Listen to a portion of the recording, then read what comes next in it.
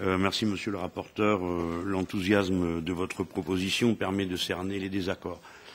Pour ma part, je déplore que notre commission, qui était la mieux placée pour le faire, n'ait pas un mot pour rappeler combien sont détestables les méthodes des États-Unis d'Amérique qui ont consisté à espionner nos ambassades et la totalité de dispositions qu'avait pris la commission pour cette négociation.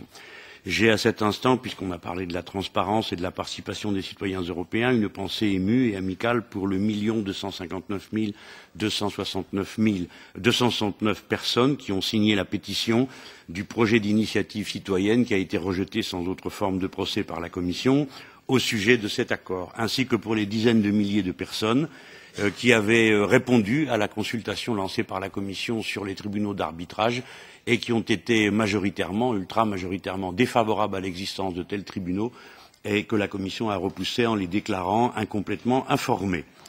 Le texte ne parle pas des tribunaux d'arbitrage, eh bien j'estime que pourtant c'était le rôle de cette commission, car les tribunaux d'arbitrage modifient le rapport de force géopolitique puisqu'ils mettent les nations en deuxième plan par rapport à des tribunaux privés qui mettent au premier plan et sur un autre registre que celui du droit commun les entreprises et les investisseurs. Par conséquent, c'est une modification complète de l'ordre juridique international, car jusqu'à présent, les tribunaux d'arbitrage arbitraient entre entreprises multinationales qui pouvaient exciper du fait qu'elles ne savaient pas où elles tranchaient leurs différends. Là, il s'agit de différends entre les États, c'est-à-dire ce que décident les citoyens, et les entreprises.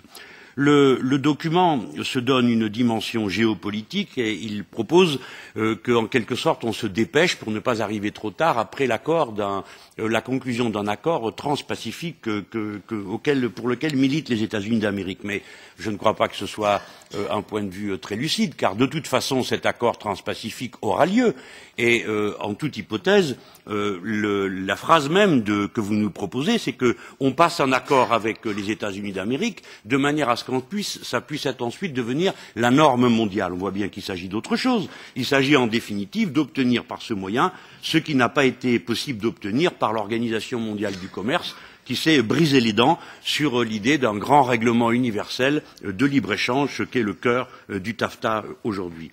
Ensuite, quand vous qualifiez les États-Unis d'Amérique de grands partenaires stratégiques, évidemment, vous évoquez un fait commercial, je n'en disconviens pas, mais pour l'essentiel, il y aurait lieu de s'en inquiéter, car les États-Unis d'Amérique sont une puissance déclinante et leur monnaie est une monnaie qui est en très grand danger aujourd'hui, nous le savons tous. Il y aurait donc lieu plutôt de rechercher des alliances alternatives et l'ouverture d'espaces nouveaux, en particulier avec la Chine, pourquoi pas avec la Russie, mais vous savez qu'on n'en prend pas le chemin.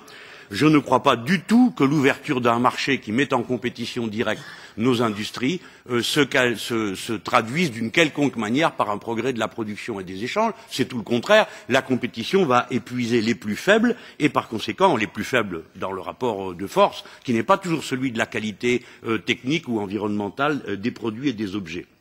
Voilà pourquoi je pense que c'est une vue de l'esprit que de suggérer qu'en nous branchant sur un marché transatlantique, l'économie européenne trouverait un grand élan. Je viens à ma conclusion.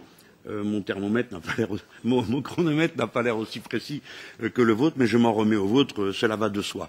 J'achève en vous disant que naturellement, j'exprime une pensée amicale et reconnaissante au gouvernement grec qui a d'ores et déjà annoncé qu'il opposerait son veto à la conclusion de cet accord, que pour ma part, je juge mauvais, non seulement pour l'Europe, mais d'une manière générale pour la civilisation humaine.